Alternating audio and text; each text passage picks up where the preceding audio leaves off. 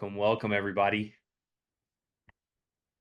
All right, we'll go ahead and start welcoming everybody in. Thank y'all so much for being with us tonight. Um, Excited to see you on the chat. See Canton, Ohio.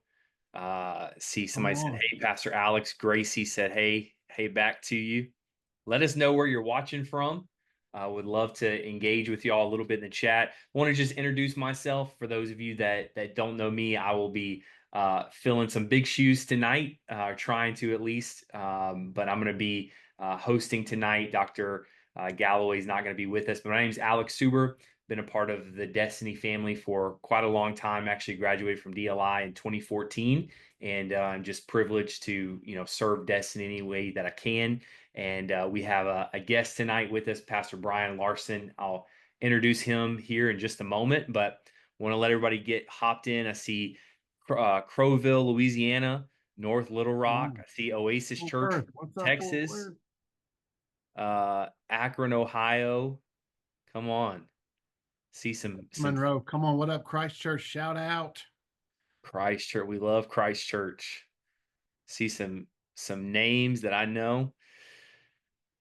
Well, welcome. A few just housekeeping things and announcements and things before we dive in. We're gonna have some great content tonight from Pastor Brian, but just wanted to share just a few things. A few of these we mention every time, but first of all, I just want to let you know if you're watching with a group, please reach out to Becca with the attendance for that, so that you get credit. And so again, I know we have churches that are watching all together as a group, which I think is amazing. I love getting together with people and being able to react together and things like that. But make sure you reach out to her. And then also, some of you may be missing your grade for your March webinar. So if that is missing, if you could reach out to Ms. Becca as well and just let her know that, give her a heads up, and we will get that taken care of for you. Want to make sure you get credit for that. And then just a few other things. Want to give you heads up, a few dates. We have the Gathering Conference coming up in just a few weeks, almost 1 month exactly. So we're going to be in the Spring, Texas, I believe, in the Houston area, North Houston. Houston is like his own state at this point. I don't know if y'all been to Houston in the past 5-10 years, but it's crazy. But we're going to be there, so I want to, of course, invite all of you. And then if you are a fourth semester student, so if you're getting ready to graduate, we have the opportunity for you to be a part of the graduation. You should have already received some information in your email about that, and then you'll be receiving some more tactical, detailed instructions as far as how all that's going to go. So, want everybody to join us if you're at all able to. It's very much a family conference. I know my kids have got a 5-year-old and a 3-year-old. They love going every year. So, bring the whole family. And then lastly, just our classes are going to be ending on the 18th. So if I don't know if I can get some awes in the chat, but classes are going to be ending in just a few weeks. And so want to make sure get all your assignments turned in, all your work turned in, all those good things. And so awesome. Well, hope everybody's had time to join. Thank y'all for letting us know where you're from.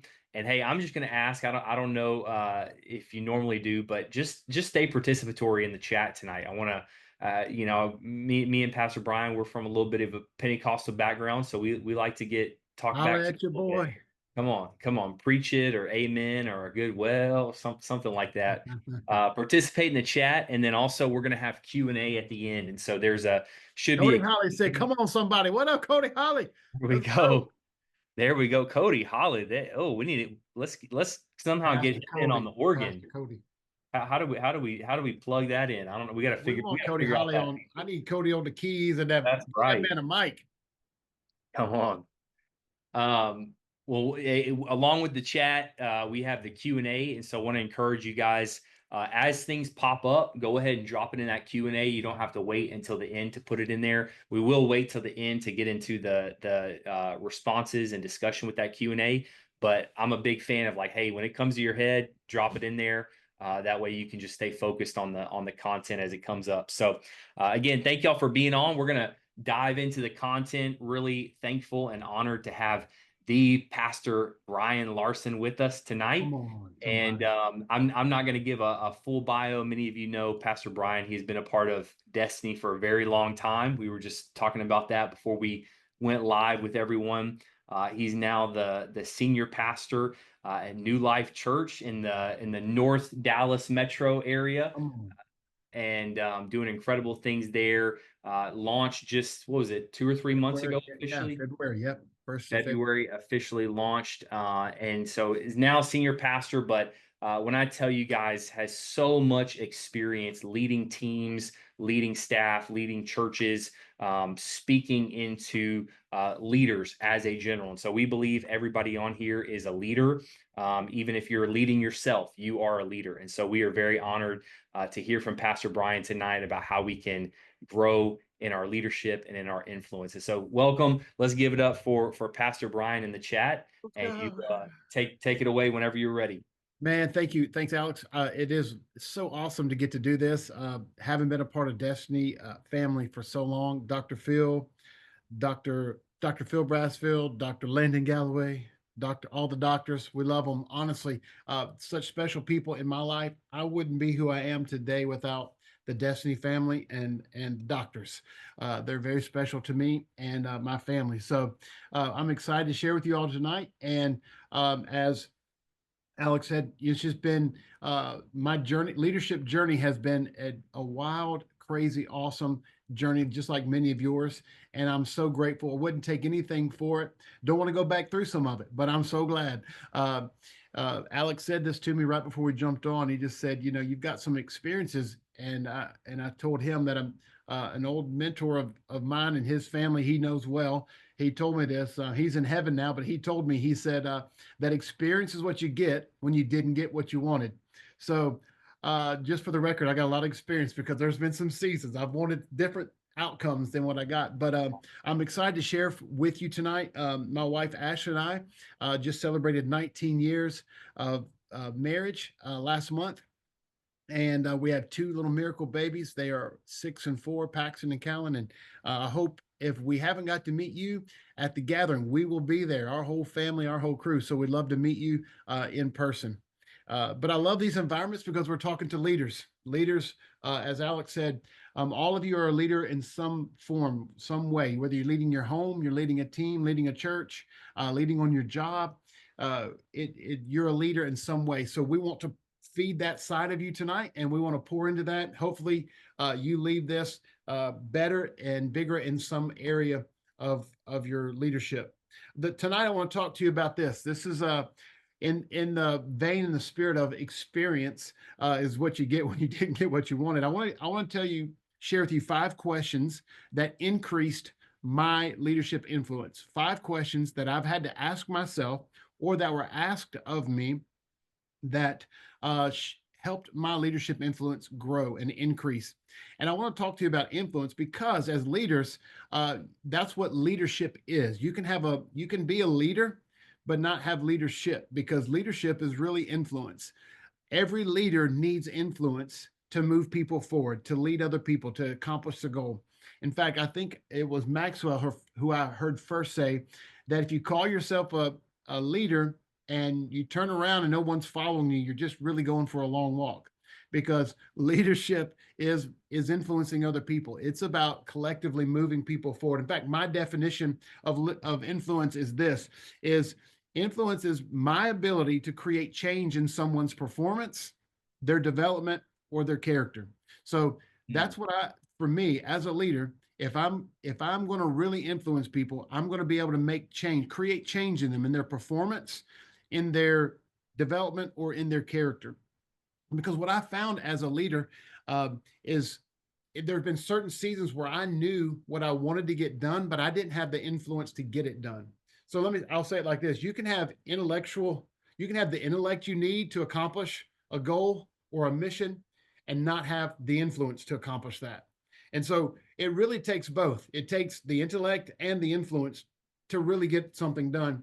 And now let me say it like this, to get something big done, because you're called to do big things for the kingdom of God. And I mean that sincerely, that I've also had influence with people before. I learned how to gain influence, but I wasn't growing intellectually. I wasn't growing in my leadership. And because I had influence, I was attracting great leaders who wanted to move things forward, but they were outgrowing me. And it was a hard lesson for me to learn, like, wow, okay, I have got to get bigger and better as a leader to keep influencing this group of people that I now have built around me. So influence is so important to us as leaders, because leadership is influence. And as we gain influence, we've got to steward it. We've got to know what to do with it. We've got to grow it. We've got to nurture it. John Quincy Adams said this. I like this quote. It says, if your actions inspire others to dream more, learn more, do more, and become more, then you're a leader. So again, leaders, we inspire not just vision and hey, here's the big picture. Really, leaders, we are about influencing others to dream bigger, to do better, to go deeper in their walk with God and into the calls that we're giving ourselves to. Because the reality is, if we don't steward that leadership influence, if we're not aware of the influence we have with other people, we can lose it pretty quick. What I found is that the rent for influence is due regularly. You've got to pay rent. It costs you something. If you don't pay up, if you're not re-upping on your influence, making sure that you're moving forward in your leadership, you can lose it. And if we lose influence, then we lose impact. And the reason we're into this thing called leadership, the reason you're in church leadership is because you want to make a difference. You want to have an impact on people's life. I want to do that. I've said many times in the last 12 months being here in North Dallas area, is like, I don't want to just come and check boxes. Man, if I'm going to do this ministry journey, I want to make a difference in people's life. I want them to move forward. I want people to love God more. I want them to experience God more. And I want them to know how to do that for other people. And if I'm not doing that, my wife is saying, peace, I'm out. Right. Peace, I'm out. I'm not in it just to check some boxes or go through the motions. Man, I want to make a difference. And I'm believing that because you took time to be a part of this podcast, that you're going through DLI. That tells me you want the same thing. You want to make a difference. And influence is how we're going to do that as leaders. We're going to make a difference in people's lives. Influence has to be earned and it has to be exercised. It's something that we gain, like we have to go get it. And I'll say this, I learned early on in my leadership journey that you can have borrowed influence, but that only lasts so long. At some point, you've got to learn to earn your own credibility, earn your own influence amongst your peers, amongst your team, right? In your home, in your organization, your church, etc. You've got to learn to earn that. And then you got to exercise it. You've got to use it, because again, if it goes dormant, it's gone, right? If you don't exercise it, grow it, you can lose it. And so part of influence is not just getting it, but also growing it, nurturing it, learning how to steward it. Influence. I'm jumping off fast here, Alex. Still good? That's good. That's good.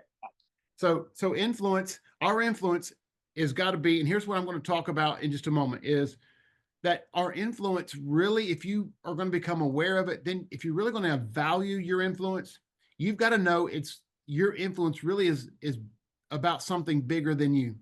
Because if you make influence just about you, you instead of attracting people, you will repel people. Or let me say this. I've been in a season where influence was about me. I felt like how awesome it is that people want to follow me. And I allow that get into my heart a little bit. And you've never had to deal with this, but I had a little pride come up, and I just got a little excited that people actually wanted to follow me. I've never felt pride. I don't know. No. That's why I said that. I knew that wouldn't be your issue, but for me it was. And I realized I started repelling the people that I wanted to follow me. And before long, I turned around and all the ones that were following me were like me. They were arrogant. They were selfish. They weren't in it for the right reasons. And I thought, okay, I've got to make a shift here. I've got to change some things. And so what I did was I realized, okay, influence isn't about me. Influence has got to be about other people. So when I say my influence, my definition of influence, really not about how many people I can get to follow me and how big my vision is. My influence really is about how many other people can I get to grow bigger in the things of God, to understand their gift better. How can I empower them more, encourage them in greater ways to accomplish things for God?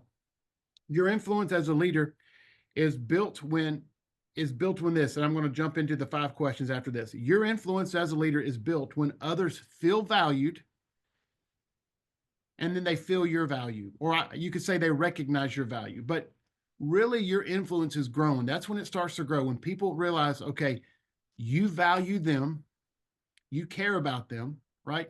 And then they all of a sudden they feel your value in their life. They recognize the value that you contribute to their life, to their gift, to their mission, right? And so that's why it's important that we grow our influence, because the more influence we have, the more impact we have, right? The greater the influence, the greater the impact. And so here are the 5 questions. And I'm going to come in hot off this. Okay, Alex, I'm coming in hot. These are the 5 questions that shaped or increased my leadership influence. Here it is. Number 1, am I a me monster? Mm. Am I a me monster? Now, I stole this phrase from a comedian that my wife and I and my sister and some friends, we used to all love when he first became popular. His name is Brian Regan. And he did this bit about being in conversations with a me monster. And it goes something like this. I'll just put it in my own version, but someone would say, "Hey, I just got a new ski boat. Cool." And the me monster say, "Oh, well, I just got a new yacht." Oh, okay. Well, hey, listen, I had a good day today. Yeah, well, I had the best day in the whole world, and everybody loves me. You're right. It's like back to me, right? Me monster. Here's what a me monster is. A me monster is a person who constantly dominates conversations, always steers the focus back to themselves, back to their experiences, their achievements, right? It's the arrogance, the pride side I just started to talk about. It's a me monster. And I want to tell you, Destiny fam, I tell you, this was the hardest one for me, because the deal is any of us who get into leadership is because we feel like we have something to contribute, right? We have something to offer. And that's why Jesus talks so much about humility and humbling ourselves under the hand of God. If you want to be exalted, let him, right? It's like it's so easy for us when we have strong gifts, or when our gifts um, are being used in great ways. It's our ego gets tapped into it, and it's so easy to slip off into the me monster. So does a me monster, like, kind of some questions to ask yourself? All right, am I slipping, going down the me monster road? Does it always have to be about me, right? Is my ego always having to be fed? Does it only benefit me, right? Mm. Is it, that's a little bit of selfishness coming out. Like, is it always just happen to benefit me? Am I willing to be inconvenienced for the team or the goal, right? A me monster. A me monster gets satisfaction from their own achievements, opinions, and gain. It's that arrogance, that superiority side. And quite frankly, a lot of it is fed by insecurity. For me, when I would when I would put on the me monster mask, or the me monster hat, if you will, it was because I was getting insecure, and I felt like I had to come back to me. I wasn't getting the credit, or I wasn't getting praised, or I wasn't getting recognized, right? And it felt like I was always having to feed that me monster in me. And it was a really hard moment when I asked myself that question one day. It's like, I was joking about this comedian. I'm like, am I really, you know what? I'm a me monster. I felt Mm. it in me. I recognized that I Yeah. I had a team around me that they were having to constantly feed my insecurity. Mm. Wow. I couldn't let them be their best, because they had to keep telling me I'm the best, because otherwise I would get insecure, and I'd put people down, or I would belittle somebody else's idea. I feel it still right now, Alex. I'm like, because it was such a moment for me, that I'll just say it was a God moment, because I recognized, and I loved people, and I loved leading people, and I wanted everybody to be their best. But Mhm. I couldn't they couldn't do that, because I was constantly having to draw from them. So the antithesis of a me Let monster. Go let ahead. me, can I Yeah, just interject there? please, please. That's one of the things I love so much about Destiny, and not to, Yeah, seem like I plug in Destiny or something, but Dr. Brassfield and the Galloways, and really the whole team is all about service. Even our yeah, ordination, yeah. it's very intentional. Dr. Brassfield, he hands out those towels of, Yes, so and I good. think his line is, we don't hand out titles, we hand out towels, and Right. we're here to serve. And I think, really what you're talking about is a lot of self-centeredness. And That's right. I think the antidote to self-centeredness is to serve other people. Yes, When you're that's right. serving, I think this is what, short-term mission trips are so powerful for many people, is because we get out of our world, we get out of our little bubble, and we serve Yeah. other people that Yep. we've never seen things from their perspective. We've never, and it really impacts us by serving other people. And so I love that. Just like you said. And then the last thing I'll say is, this is something I joked about not being prideful, but it is something that Right. Oh yeah. I've struggled with and have had to grow a lot in my leadership. And something that really helped me was going into conversations just a little. Something that keeps in the back of my mind is I want to be interested more than interesting. And so I I agree. I, That's I so want to go good. into a conversation and I want to be interested in what that person is doing versus, Yes. man, let me show you how cool I am. Let me show Man, you that's how so all the good. great, because usually in the conversation, if you have a genuine conversation, eventually they will ask you what's going on in your life and you can share what's going on in different things. But Mm, it's not leading with that. It's leading with, right. man, let me encourage you. Let me pump. If we Yes. get to me, hey, that's cool. If not, if it's just me Right. encouraging you and building Right. you up, that's So great. true. And so that's something that, I just try to go in, if man, and I definitely don't always get it right, but how can I just be interested in what they're doing versus let So me let good, me be man. interesting and show how great I am. So good. And I couldn't agree more. And there's something about when you, again, it's like the the hard part when I was growing up about humility and being humble is like people had to degrade themselves to be humble. Like you thought it's like, oh, you had to be. It's like, man, I don't know who wants that. Like, but really it's not humility is not making yourself feel horrible or look horrible. It's thinking less of yourself than you do of others, right? It's like, how can I think more of them than I am just my own needs? And it creates this spirit on, and I agree. So, yeah, all right. So the me monster in me. Here's how I learned how to be a good team player. Was I realized how I had to not feed the me monster, right? I had to feed the team concept, and that meant I had to learn to get satisfaction from sharing other people's wins, again being more interested in what they're going through than what I'm going through in these moments. And that's how I learned to begin to apply the influence in my leadership. Was like, okay, the we versus me kind of mindset, right? My language started changing. I started wanting to understand how we could do better, not just me, right? And and what happened is that I realized that it began to turn on me, where used to I feel like I would have to get my insecurity would have to be fed to feel honored, right? Instead, I've learned to humble myself, walk in humility, and I learned this is one of God's secrets to greatness, right? The Lord Jesus, he's like, really that humbled leaders are the ones that are honored leaders, right? Like before I was just a tolerated leader, like they're just like, okay, he's a good guy, but I didn't felt like they really honored me until I learned to walk in humility because it was a power. In fact, we scripturally, we'll throw some Bible verses in to make sure that everybody knows we're still pastoring around here. But Proverbs 29:23 says, "Pride ends in humiliation, while humility brings honor." And I look back over my journey, and I can tell you that anytime that I've been humiliated, it was because I wasn't humble, right? Anytime that I felt Wow. small is because I was trying to make myself big, and it didn't go the way I thought, right? Proverbs So 16:18, a verse we've all heard. Pride goes before destruction, a haughty spirit before a fall.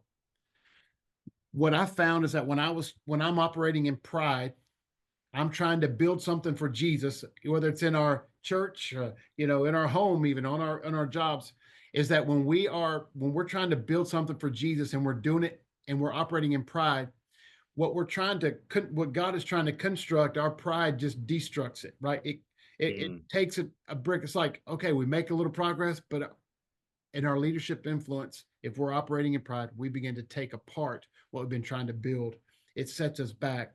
And pride, I'll just say it like this, and pride is a powerful force that gives us progress in the wrong direction, right? mm, It gives us progress in the wrong direction when we're operating in pride. So how do we counter that? Let me just end on this question like this. How do we counter that? Is that we have to start learning to bring the best out in others.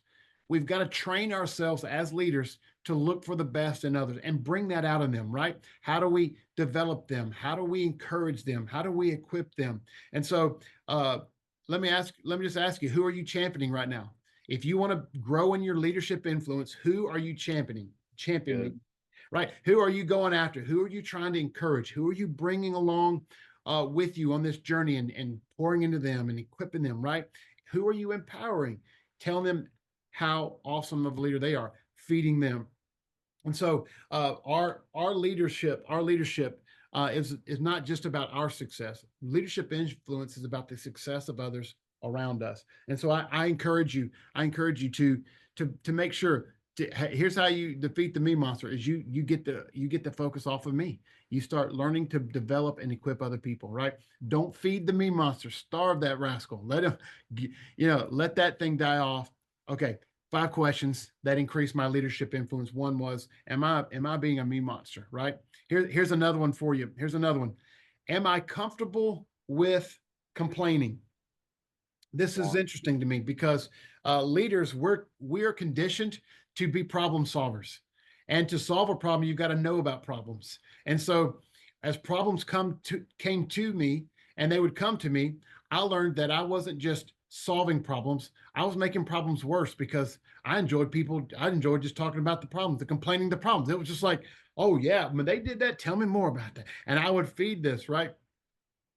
And what I found was that instead of solving problems, complaining caused me to partner with the problem and not the solution, right? Wow. I was feeding the problem instead of finding the solution. And that's what complaining does. Complaining feeds the problem instead of finding the solution. And so as a leader, it became the culture I created around myself in a season I was going through where things weren't going the way I wanted. They were taking longer than I wanted to take, and people weren't doing what I thought they'd do. And man, I just honestly got comfortable with complaining. And it became this cycle in this season I was in where everything, it was like complaining was my companion. It was the friend, Mm. it was the best team member I had.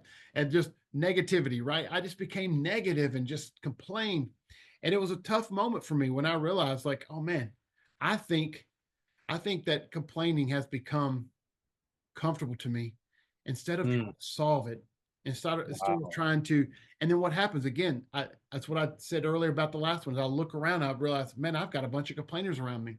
They all felt comfortable around me complaining, they felt comfortable with me complaining to them, and I lost the health on our team because I allowed myself to partner with complaining instead of partnering with solutions, right? And again, as leaders, we are to be sponges, not reflectors, right? We are the sponges. We absorb the negative, we absorb problems. And in fact, Colin Powell said it like this. He's a great leader in our military and then eventually in our government. He said this. He said that the moment that your team is not comfortable complaining to you, then you've lost your leadership influence over them.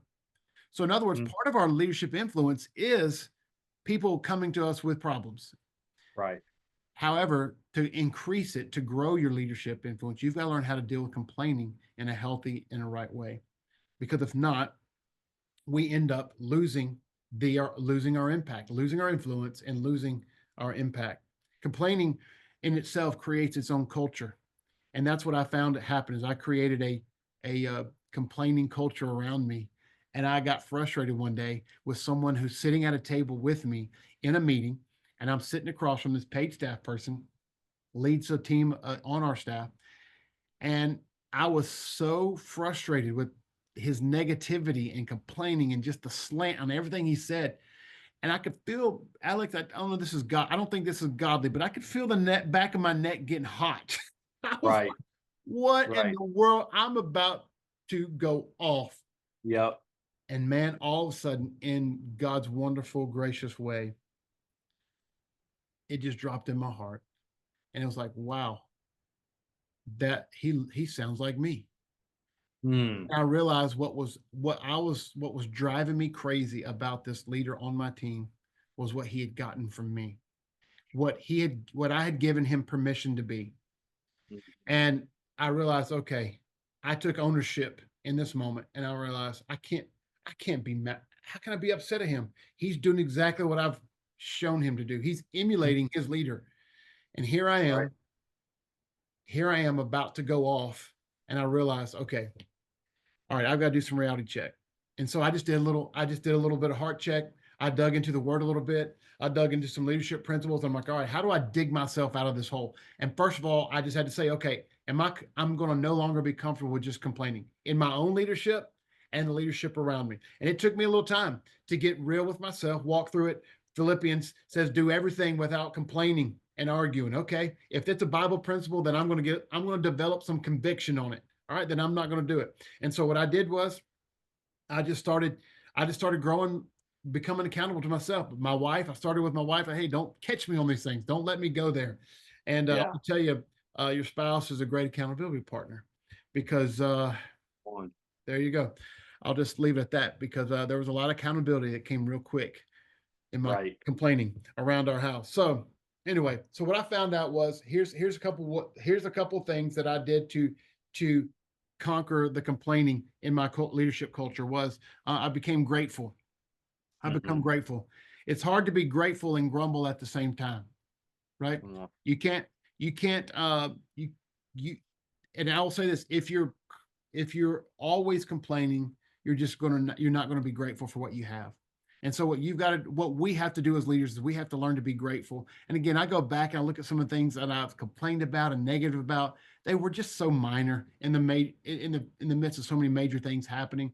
And I fell prey to it. I was a victim to it, right? And so I learned to be grateful, and then I just learned to refocus myself. I learned to be, which tags onto the grateful side, is I had to refocus my leadership paradigm on what I was going to allow to hijack my mind and my emotions, and it was a really cool season. So let me just kind of just end on this in this thought by saying, or to our leaders here, are you comfortable with complaining? Have you gotten comfortable? Have you become ungrateful for the season you're in, for the opportunities that you have? I would start there. If you find yourself negative, complaining, dissatisfied always, nothing's ever good enough, they're never good enough, right? Go back to the gratitude meter and just measure that, see where you are on that. And then I would just do what I did. Look around you and just say, hey, am I, are all the complainers comfortable around me? Like, are they like hanging out with me because they don't feel accountability? They don't have to change, right? There's this old saying we used to say in Mississippi where I grew up, shout out to the Mississippi, is that birds of a feather flock together, right? Together. So if that's all that's around you, you might want to do a little heart check. Okay. That's so good. I think just I wanted to just reiterate that before you go on, Yeah. Pastor Yeah. Brian, Yeah. that personal accountability and taking ownership of, if it's constantly happening around me, I am either leading this culture that's being set, Mm-hmm. or I'm at least Right. allowing the culture. I think many times when a culture develops in our life, it's been said Mm-hmm. by many people. I learned it from Pastor Kevin Gerald. We all have a culture either by default or by design. And many times it's not that we ever intended to complain about things or be negative. It Mm-hmm. just kind of happened. It's just kind of a default. And so I want to encourage you, anybody that's on this call, in any kind of culture that you're unhappy with, take that responsibility, like Pastor Brian said, and then also, you know, like you did, commend you, Pastor. Okay, how can I change this? How Mm-hmm. can I shift this? And I'll say I have a question for you. I want to throw out there, but we'll save it to the end, just about Okay. that complaining culture. But so good. Are you guys getting something out of this? I see some of the chat. Let us know in the chat if this is speaking to you. Let me just tag on to what this, and I'm sure this, let everybody listening close on this one, because this hits all of us at some point, and you could be in it right now. But none of us gets into ministry or church leadership helping other people and says, one day I want to wake up and be miserable, dissatisfied, angry at the world, hate my life, don't want to get out of bed. Like, no one gets into ministry and church leadership and says, that's where I want to park and live, right? But the Mhm. reality is we all have we get to those moments at some point and we realize, man, okay, that's why I say go back to being grateful. There was a season I had to realize, man, I'm doing what I love to do. I'm serving people. I'm loving people. I'm moving the kingdom of God forward, right? And just creates this whole nother culture in your heart and in your leadership, right? Okay, when you get there. So All good. right, 5 questions. Here's the next one. These are the questions that help me increase my leadership influence to grow out of or grow through, right? Here's another one. It comes to leading a team. Again, we're talking about influences leading other people. Who am I out of sync with? This is a big one because I was modeled in certain environments. I was modeled an avoidance style leadership where they would avoid problems, avoid Talk about issues, that. right? They would avoid the hard things. And like, we'd like, don't they know this thing's dysfunctional? Don't they know where these people are upset? Like, walk down the hall, you know, someone's got a problem. And you're just like, God bless you. Too blessed to be stressed. Like, no, no, no. We're freaking out over here. There's issues everywhere, right? Help us get through these things as our leader. Talk to these things. And you can't, you know, there's so many things we could talk about this, but I want to tell you, avoidance is not a good leadership principle. It's not a good leadership model, avoiding things. And so here's what I want to tell you, like, encourage you rather, is that if you find yourself out of sync, or you say something like this, like, there's something a little off with them right now. And that's probably about the realest thing I could say. It's like, how many times I've been in a conversation, what's going on with Brian? He's a little off. Something's not. That should be your key, your cue as a radar, as a leader. Your radar should be going boop, boop, boop, boop. Your feet should start moving, like, right. Your heart should start beating. You should start moving towards that issue, because our goal as leaders, not just to lead people, is to we don't want to just have a team. We want to have a healthy team. You know, a health is a part of God's plan for our leadership, right? Dealing with things. And what you sweep under the rug, you will trip over sooner or later. It doesn't just go away. You gotta come, and you can't change what you won't confront. There's so many amazing little one-liners we could talk right here. But the reality is, as a leader, is when you find yourself not in stride with someone on your team, I'm asking you to hit the pause button. Don't start a new project and think that's going to change everything. Don't get a new initiative and think that's going to be the resolve issues. What's going to resolve the issues is for you to do what Matthew 18 says. You know, someone's got some issues, you go to them and you have the conversation. You deal, you ask some questions. What can I do? Is there anything we need to talk about? All these things, right? Because God's plan for us is not just to have a team, but to have a team in unity, a unified team, right? Harmony, oneness, unity. Here's why I used to say it in this is my Mississippi language coming out. When something ain't right, something ain't right. So let me just pause here and tell you right now, when I'm saying this to you and you're leading a team and this is the deal, you're probably thinking about a name or a face right now. Come Probably on. thinking about a scenario. So here, let me pass you a little bit. Write that down in your notes somewhere. Don't put it in the chat. All right. Write this on your own notes, right? And you need to make this. They may be in the same room together right now. They may be the same. Like, I'm gonna type Alex Suber to see if he sees it. But anyway, it's like you need to make this. I'm challenging you now as a pastor and as a leader. You need to take on right now the person you're out of sync with. It may be your leader. It may be someone you're leading. It may be someone you're a peer with on a team. I'm going to challenge you right now. If you want to grow your influence and grow your leadership, God's trusted you with the leadership gift. I'm asking you to take that on. Have that uncomfortable conversation and watch the kingdom of God be edified in that. Okay, here's what. That was a prophetic word for somebody. Somebody's Come on, getting somebody. that right Come now. on, somebody. Say I receive it. Somebody reach out and grab it. Okay. Here's what Psalms 131. I got a 133:1. Here's what it says. How wonderful and pleasant is it when brothers live together in harmony. You could flip that. You could just do the antithesis of that. The opposite of that is how miserable and how undesirable it is when we are living together out of harmony or in disunity, right? And so if you find yourself dreading being around your team, dreading being around your leader or those you're leading, this is where you got it. This is the question. Okay, who am I out of sync with? Who do I need to get in stride with? Because we want to listen, and you may not be able to do this with everybody, but you can do it with somebody. You can start with somebody in your team and start moving this thing forward. And this is going to be how you lead and learn to influence other people around you. Okay. So again, leadership is about people and growing them, growing yourself. And so here's a big one for you to walk through. So, and here's why I said pastor a moment ago. Let me pastor you a moment, because I care about people and I love the people I lead. If it was just about me having influence and being the boss, then this wouldn't be a question that I would bring up. But influence and leadership is about you caring about other people. And here's what I've said about leaders who've led me before. If you care about me, you're going to be willing to have an uncomfortable conversation with me. That's right. You can't tell me you care about me and let me be dysfunctional or let me Mhm. limp in my leadership. You watch me walking in my leadership journey and you can tell there's something wrong and you don't care enough to confront it or to have a conversation about it. That's a big deal for me. And I've Mhm. led at high levels and I've inventoried computers on my knees under desk. I've been in term flow. I've done a little bit. I've mowed the grass and I've spoken in front of thousands of people at every level. I want to know my leader cares for me. And Mhm. this is one of the things that I practice because of the hard lessons I've learned by leaders over me. It's like, hey, listen, I've heard, and I don't know about you, Alex. This is a little old school, but I've had leaders who I know something was wrong, and they wouldn't talk about it with me. And instead of talking to me, they preached about me from the platform. And one time Oh, I yeah. got this That's not major, what we're supposed to do?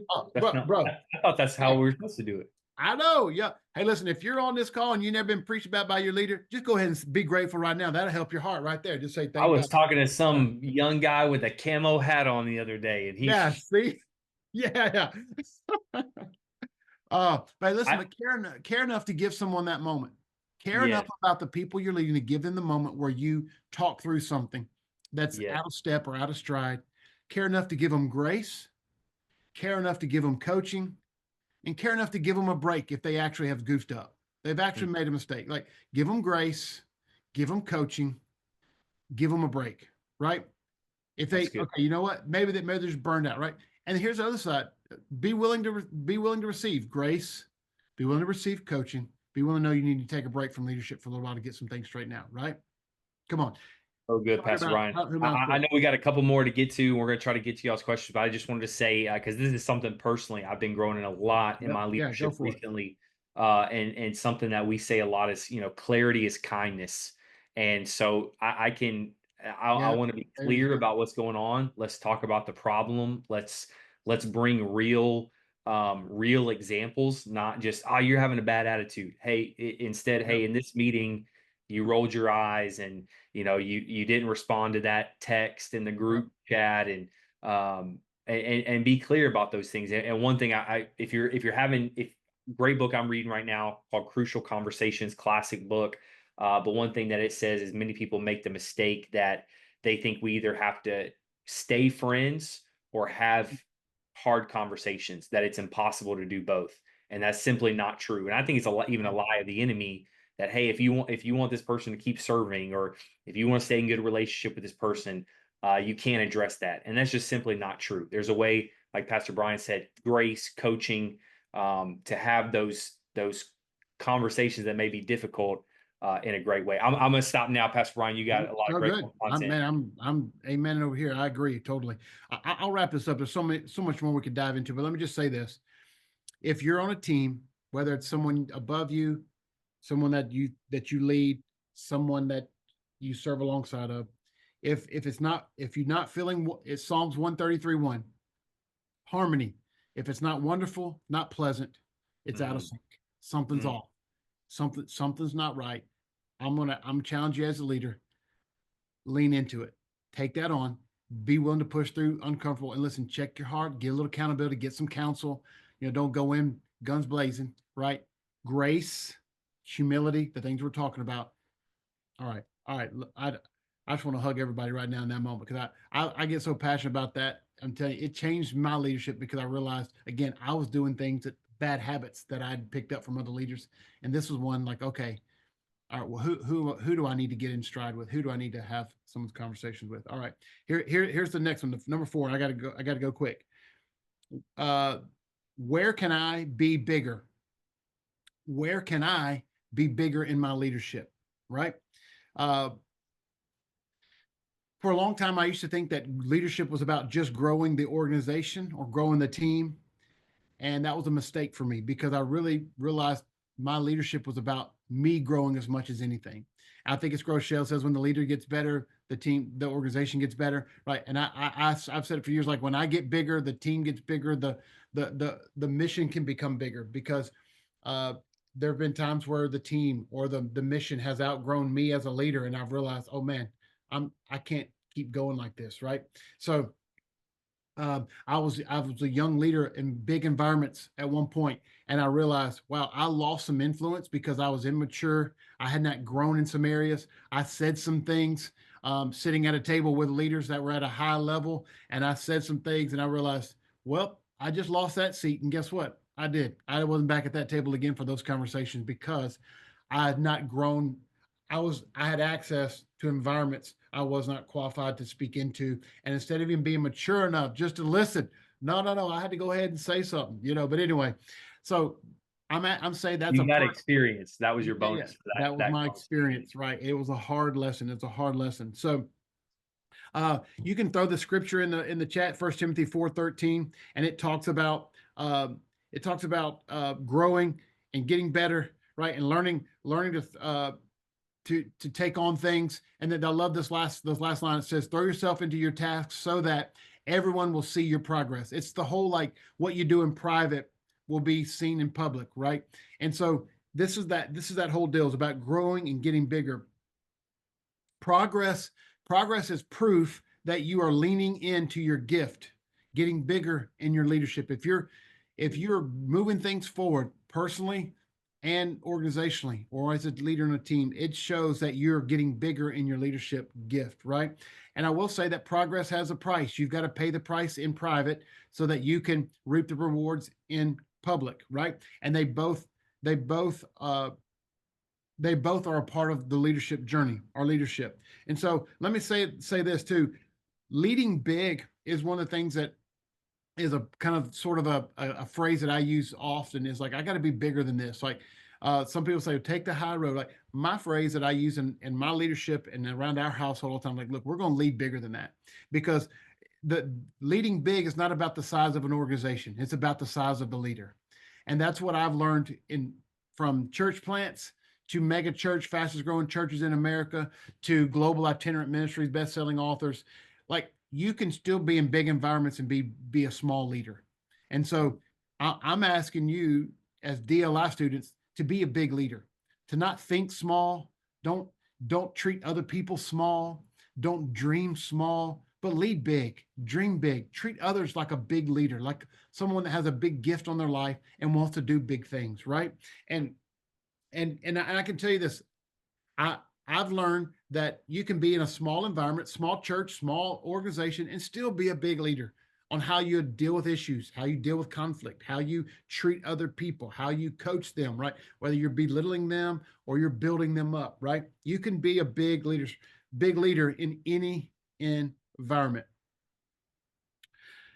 You can be a big thinker in small situations. You can have big character on a small team. You can have big faith in any circumstance, right? It's that growing that leader inside of you. And so here's what I just want to just encourage you: have a growth mindset. Don't have a fixed mindset. And the older you get, the longer you've done things, the more fixed you can become in your preferences and in your approaches. And so I just ask you, hey, be willing to grow. For me, it was one of those things. Like I didn't realize that even as a young man, I'd seen I had developed some habits in my leadership that were keeping me small. I even admitted some sitting at a table. Some of them were driven by ego. Some of them were just driven by stuff I didn't know. Right? It's just ignorance. I'm like, man, I need to get bigger in this area. How do I get where I'm wanting to go? So I learned to get around people who thought bigger, ask more questions than I did give advice. Right?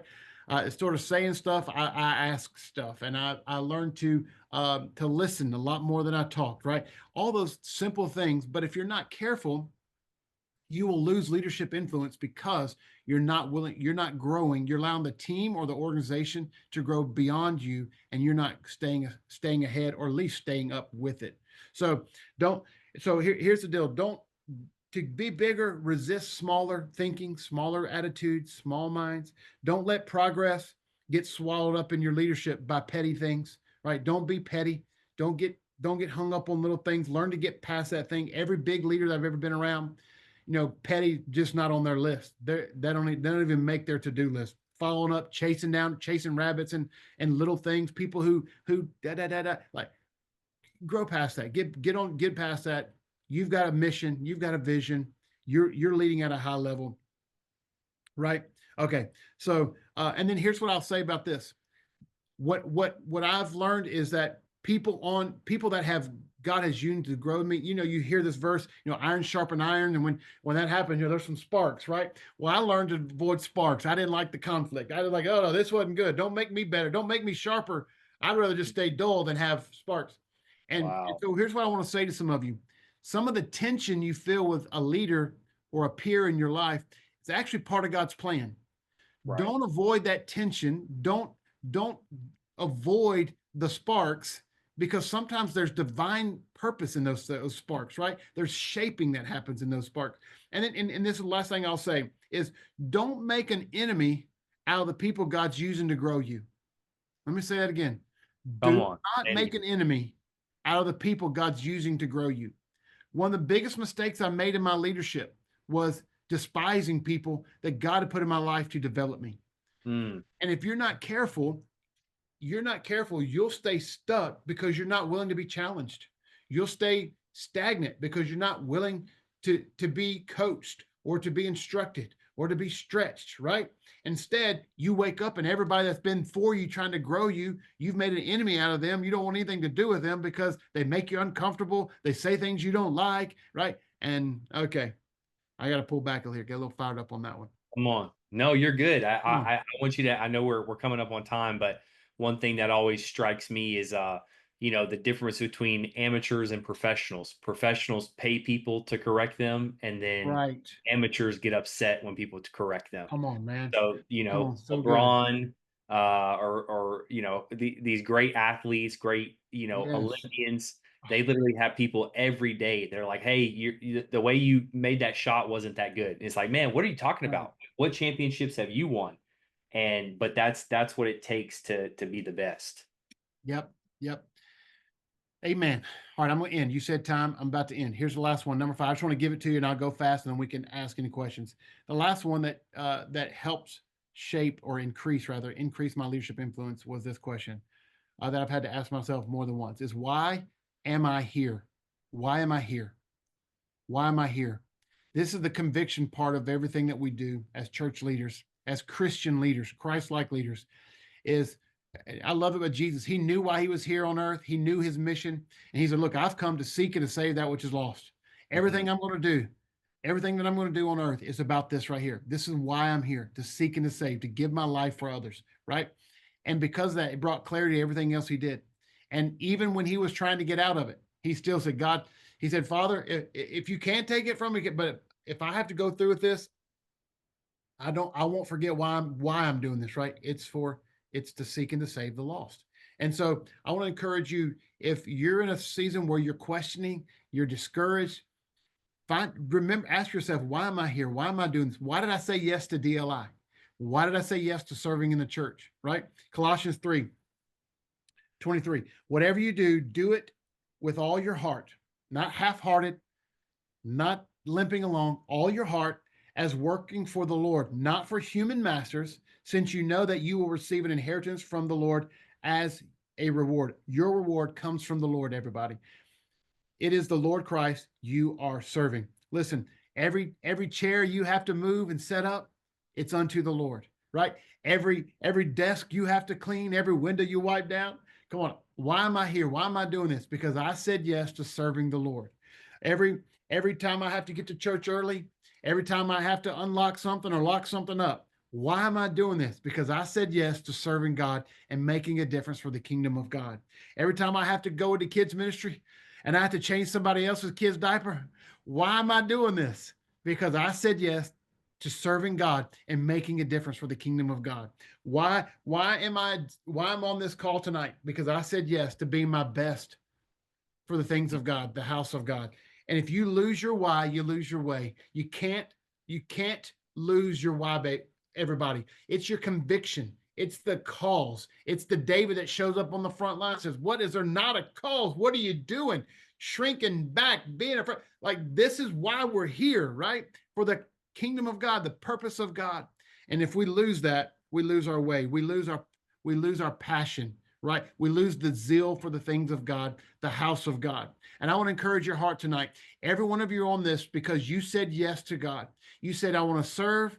You had this, you want to move the things of God forward. You felt a moment in worship, in a service, at an altar, in worship in your car, in a prayer moment on your knees. You said yes at some moment, and you need to be reminded today. That's why you're here tonight. That's why you showed up Sunday morning, and that's why you'll show up next Sunday morning, is because that's why you're here. You want to make a difference for the things of God, and you want to, God, you want to give your life to something bigger than you. That's why I do it. Every week I have to re-up and say, yes, this is why I'm here. And I want to tell you, you say you keep that yes, you keep that conviction in your leadership, you're gonna turn around. Your influence is going to grow with people because people want to follow passionate leaders about a purpose. Amen. God bless you. Here we go. Amen. Hey, Come on, that was incredible. Let's give it up for Pastor Brian in the chat. I feel like I just got a mm, that was about 20. You probably read about 25 leadership books to get the amount of content that you just oh got. Jesus. That was seriously, Pastor Brian. I mean, that was incredible. I know we're coming up on time, Pastor Brian. If you have a few Yep. extra minutes and we Yeah, can I'm good if Q you and A, want to take questions. Yeah. if people need to hop off, I understand, want to honor y'all's time. If you need to hop off, it's right at 7:30. But we do want to get to a few questions. Again, that Q&A, we had a couple come in. If you do have a question, I can't guarantee we're going to get to it, but if you want to go ahead and submit that. And so let's just jump in. C Zimmerman asked, what if the individual always thinks they are right? I'm guessing this is about alignment. Always thinks they are right and is always judging everyone around them but themselves. How would you respond or react to that situation? Hmm. Okay. Well, do you want to, if we're going to just play the scenario out, like, is it someone you're leading or someone that's leading you? I mean, if somebody could give me a little, but okay, let's just say if they say they're always right. Okay. If I'm leading that person, I would set up some time to talk, and I would say, hey, I would, again, the biggest thing you can do is just go right at it, right? And in a life-giving, grace-filled way. And and the approach would be similar whether someone is leading you or you're leading. Hey, I wanted to talk to you about something that seems like it's a regular occurrence. You may not be aware of this, but this is how you're coming across. This is how your leadership is impacting me or influencing me, or this is how it's you are the word just slipped my mind, but I would say this is how you're coming across. You may not be aware. Don't assume they know that they're being um this way. Try to get rid of all adjectives that popped in my head, but don't assume they know, but go in and say, hey, I know that you've talked to us about being our best, or hey, I know you care a lot about the mission and the purpose that we're all serving. I know you care a lot about our team. So I know you would want to know this about how you're coming across on our team. So, and then I would say there, and I would have a couple, don't come in and be vague, have a couple clear examples of like, hey, last week, or hey, 2 days ago, this is what was said. You responded back, it came across defensive. It came across like you didn't care. I know you care. How would you like for us to work through this? Are you aware of this? What can I do to help? I mean, that's what's helped me anyway. I love that. I think that's so helpful. And if I could just add on to Yep. that, Yep. you said it there at the end, is assuming that they have that they're not intentionally doing this. The words escaping me right now, but assuming that they're wanting to do their best, that they're trying their best. That's right. So asking yourself, like, what, if I was in there, maybe why would I be responding this way? Kind of trying to get in their mindset instead of in assuming they just don't care. They're just being rude. That's right. They don't want to improve. Yeah. Along those same lines, Pastor Brian, Hey, grace. here, let me just say this one line. Whoever asked that question, or for all of us, never assume. But if you're going to assume, always assume the best. Assume that maybe they're going through something that you can help, that you can, like there's just something that's beyond that you have no idea about that's causing this, right? Okay. Anyway, go ahead. Next No, question. so good. I used to share that with our team at Oasis of people no show, volunteers no showing. Man, they just know. And I'm like, well, are their kids sick? Did their car break down? Right, that's right. Instead of just saying, "Oh, they just don't care. They just didn't show That's up." right. Oh, what a trap. Such They've a been trap. showing up consistently for 6 months. What was different this time around? Yeah, yeah. Along those same lines, and I appreciate your staying on a little bit longer. Again, talking about being out of sync. How do you go about when you've tried to reach out and reconcile, but they don't want to talk about it? So maybe kind of we talked about reaching out to the person, but what if you do reach out and they're just not wanting to reconcile? Yeah. Well, I referenced it, and it's Matthew 18, or 28, Matthew 28. Matthew 28, and it says, hey, if you know there's an issue, go talk to the person. We'll try to work it out. And then if you can't, bump it up a level. Then you go get some accountability, get another leader. In this scenario, and for our context, I say go get another leader, maybe your uplink or some accountability, and say, hey, Alex, I'm going to rope in Dr. Landon on this, so we can try to, because I care too much to let this thing fester, to let this sort of grow into something, right? And then so you bring a little accountability, and then again in that passage, Matthew 28, it says, then if that doesn't work, then you bump it up to the next level, right? And so I would encourage you, if you've already tried to do it, don't give up. If this is something it's in a work environment, a team environment, you're in leadership together, like it's worth showing a little fight to get healthy, to work this thing out. And so I would encourage you, if you can't do it one-on-one, then bring some accountability into the scenario, someone that can help bring, not someone who would add to the problem, right? Someone that can bring solutions, right? Someone who's actually can speak into it and has influence in your both of your world. Go ahead, Alex. You started smiling. No, no, I was Like, just don't just go get your homie. Like, y'all come in and tag yeah. on somebody. Like, That's oh what I was look, gonna say. Try to stack the vote of let me go get my friend, and I'm gonna bring them in. Gracie said, "Thank you. It's a work environment and it's been kind of uh, miserable." Yeah, I would definitely, especially in a work environment, a professional environment. Hopefully, you have some kind of mechanism, whether it's your HR or your manager or something yeah, like that. And again, going in, Pastor Brian said, but going in humility. We always want to talk about the problem, not the person. Hey, I'm not. It's not that I don't like you as a person. I just want us to solve this problem. I want us to be able to work right, together. I want us to be able to complete this project, whatever yeah. the issue is. And so good. I think we're wrapping up the questions. We have one from Deborah. I think this was all the way at the very beginning, where she talked about, could you repeat the 3 ways to create change? You had a great little one liner there, that was towards the very beginning. It may have just been off Uh, the dome. You may have just okay, dropped them. influence is you're right. Influence is my ability to create change in someone's. Yep. Okay. So if I had my notes pulled up, I could just do it. It's influence.